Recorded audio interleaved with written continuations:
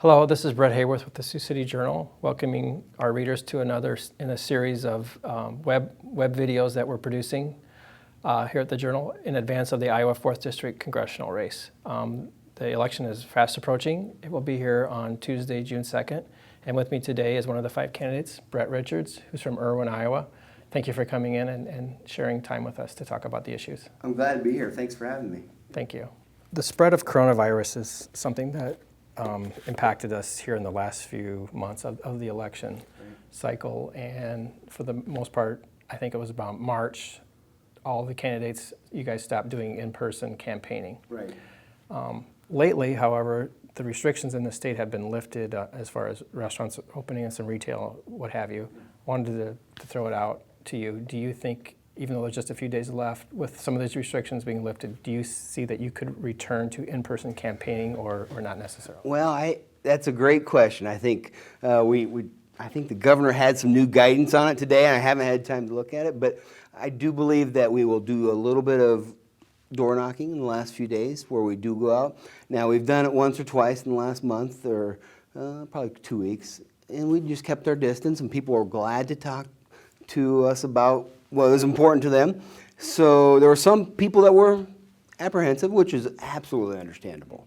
I think that we will probably continue with the virtual piece of it and augment where we can to some face-to-face things. Okay, and just if you could go just slightly farther with that. So basically you would knock on the door and you would just kind of step back as they answer the door. Is that essentially how it... In fact, what I do, it depends on their house. I would either step back off their steps or on their porch and give them 6 to 10 feet so they can come out if they want to, and most people do come out.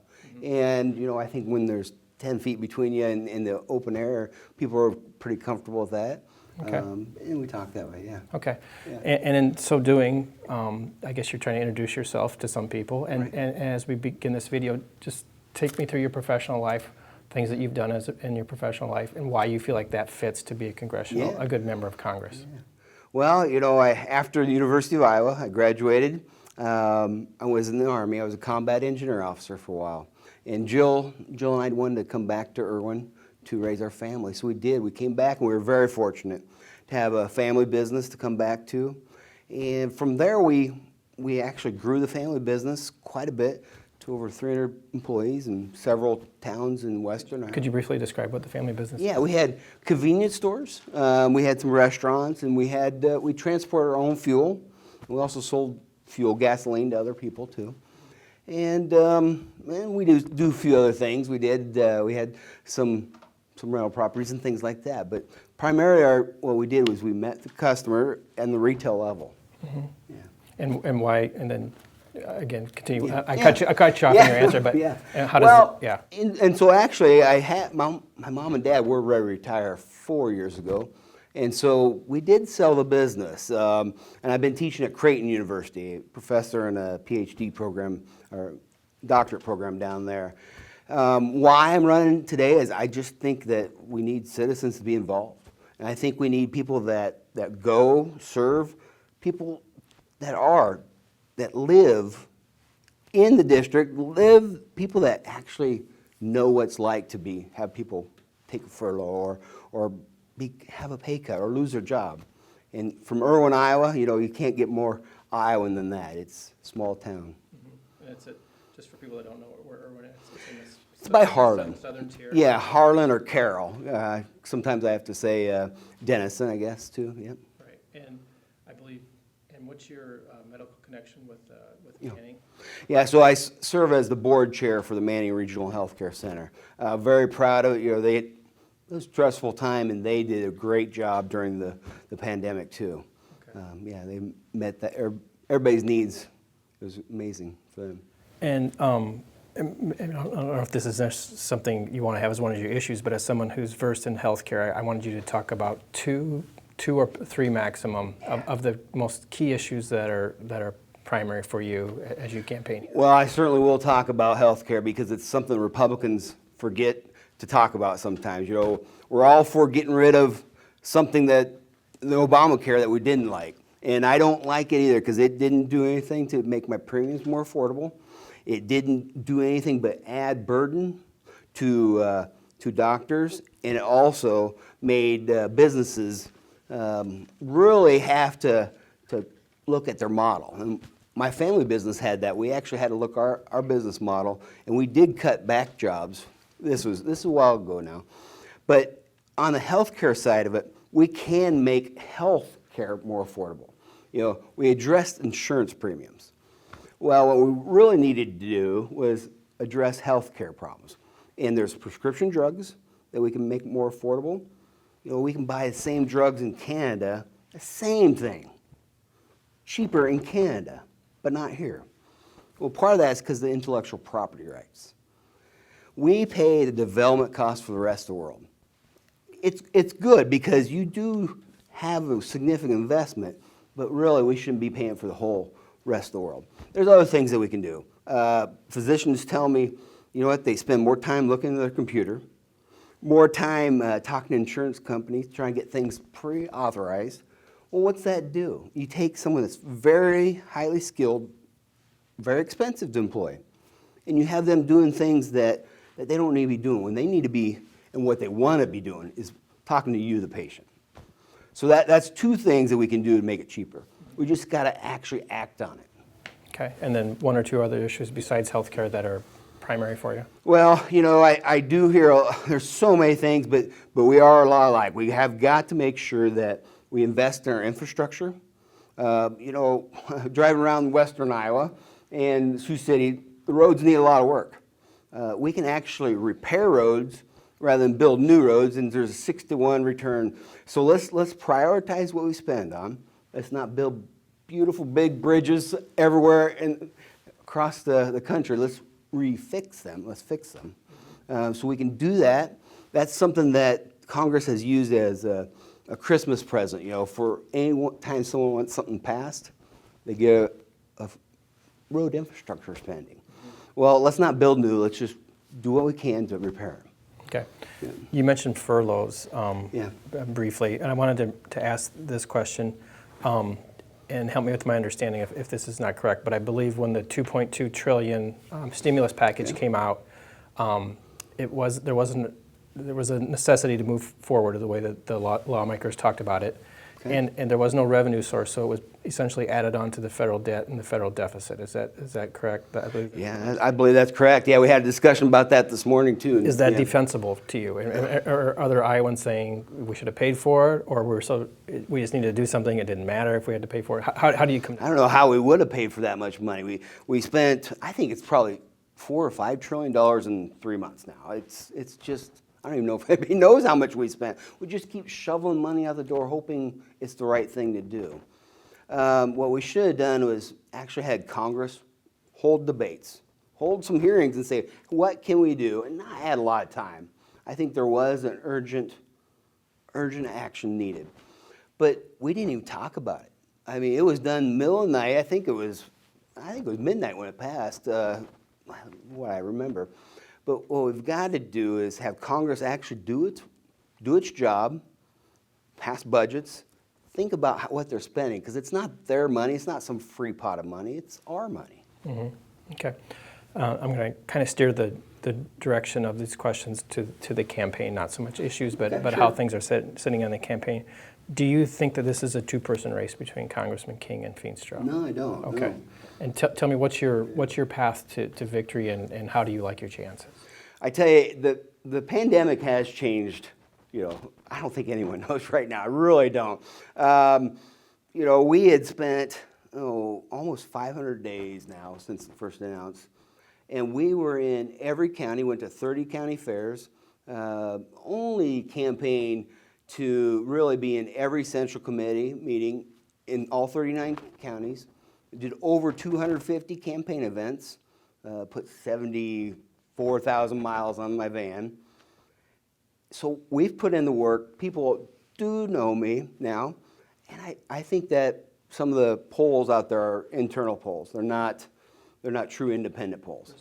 That's my understanding. There's no outside independent. There is not. Yeah. No.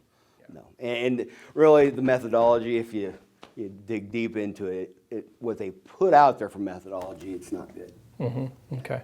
So do you have any can you point to anecdotes or what makes you feel positively based on whatever reception or what beyond what you just said? Yeah, it's the fact that we talk to people, call people up, meet with them still, whether it's over Zoom or Facebook Live events.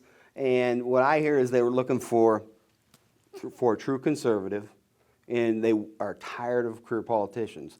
That's why I don't hear a lot of people jumping down and say, yes, we want an establishment candidate. I think the numbers, from what we hear, don't indicate anywhere near what those internal polls say. So who would be an establishment candidate? Well, I think Randy Feenstra is an establishment candidate. Yes. Okay. Yep. What would you, as far as Congressman King, you said people are tired of a long-tenured congressman.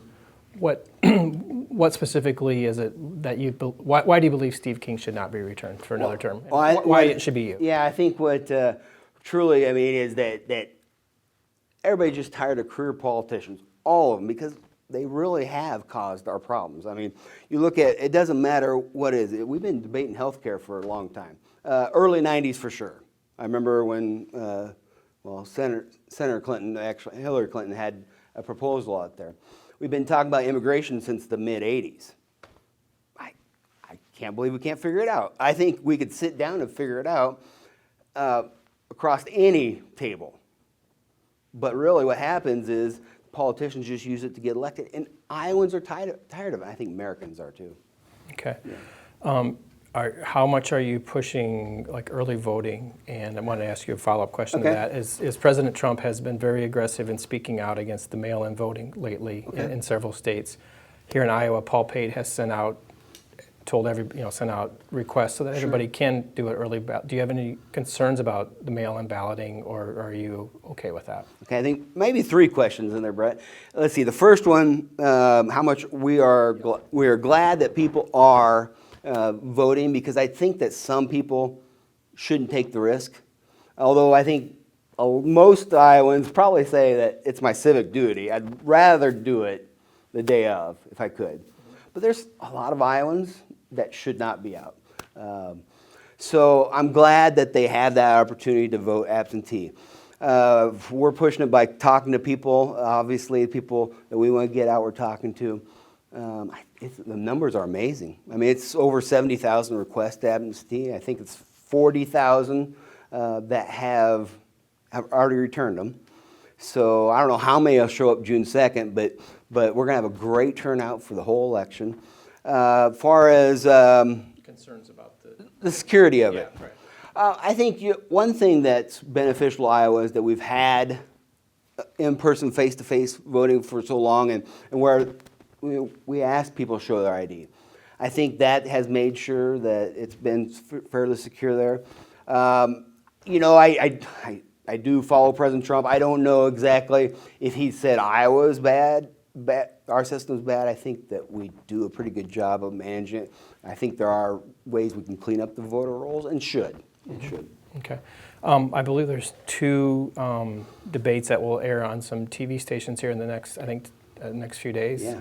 How do you feel like you've fared in those, and have those been helpful in framing issues and such? They have been. I think, there's several coming up. And I think I've fared very well. I know several of them I know I won. I really do think that. And I think I've competed very well on others. And it has allowed us to draw distinctions. And we are all conservatives. We're all Republicans. We do share a lot of the same values. But we have a different perception of government. And the fact that most of us, we don't want government involved in our lives, but some, I think, do. So what would be the best, when you say draw a distinction, why you and not the other 4? Yeah. Well, I think truly it's my life experiences. Everything from where and how I grew up, to my education, to my service in the Army, and my family business. The fact that I've employed a lot of people, had a broad range of people I dealt with, customers, employees, vendors, things like that. All those skills are exactly what we need to do in Washington, D.C. to fix it. Okay. One more question to wrap up. What is it that you've learned about Iowans? You've never taken on a campaign of this magnitude. Right. I think you've had a couple school board races that you won. Is that right? I was council member and I'm sorry. mayor, yeah, one time. I'm Yeah, sorry, yeah. not school. But that is a different Municipal. Yes, yes. But so what is it that you've learned about Iowans, or anything about the 4th District that was surprising? Maybe an issue that popped up that you weren't anticipating, or just anything along those lines? I got a couple things. First of all, is we are a lot alike, and if it's Chickasaw County or Woodbury County, it's surprising to me how alike we are. What we want is that our kids have an opportunity. Maybe if they want to come back, but at least they have the opportunity. And that's no different Fort Dodge or here or Irwin. We want our kids to have the same values because we do think we were raised right.